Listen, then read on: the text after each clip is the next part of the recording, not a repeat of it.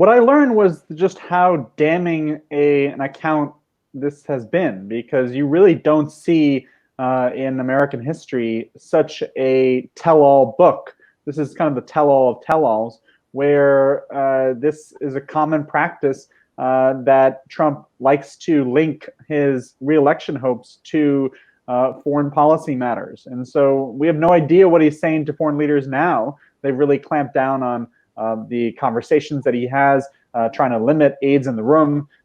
He has done a lot of retaliation of people who had testified from his government in the impeachment probe. And so every book has nuggets of information that is embarrassing to Trump, but it's also a question of whether American voters will care, because most Americans know that he is not someone who pays attention to all the details of foreign policy, and they know that he's a very transactional person and president. And so this only confirms that, but it doesn't change his base's view of him. And does that explanation that we heard in the report of why he did not testify at Donald Trump's impeachment proceedings, which were squarely focused on Ukraine, do they hold up, Daniel?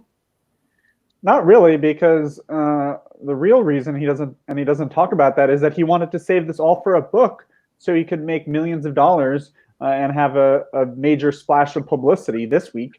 And the book wasn't ready when Trump was getting impeached. And so, and I think Bolton also wants to keep his future in Republican politics. And so it's kind of a bold move to go very anti-Trump now, but he also didn't want to be a tool of the Democratic impeachment effort several months ago. But I don't think that, Bolton is a very unpopular figure in Washington these days among both Democrats and Republicans. Daniel Lippman, have views of John Bolton changed whatsoever over the last week since the publicity flurry began around the release of the book?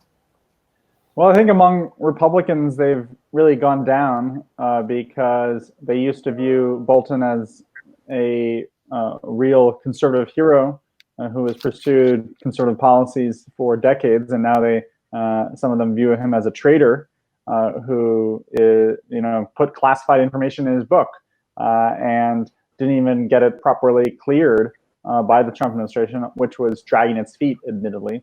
Among Democrats, I think, congressional Democrats, they aren't happy because they think he should have testified. But among regular liberals, they are buying this book in droves.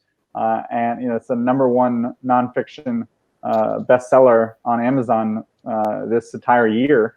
Buying it or downloading it for free? I see there's a PDF circulating. Yeah, but I think buying it among people who care about following the law, they're buying it or buying the Kindle version or what have you. But because they want to see they want to read the gossip, they want to see what exactly happened.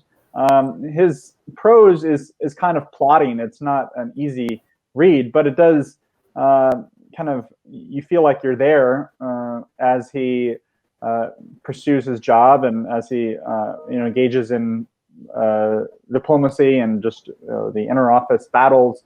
And it's amazing that he must have at the end of every day just taken down so many notes, because he looks like it reads like someone who went into that job just to write a book, parts of it, because it's just very detailed and not a single detail is left out.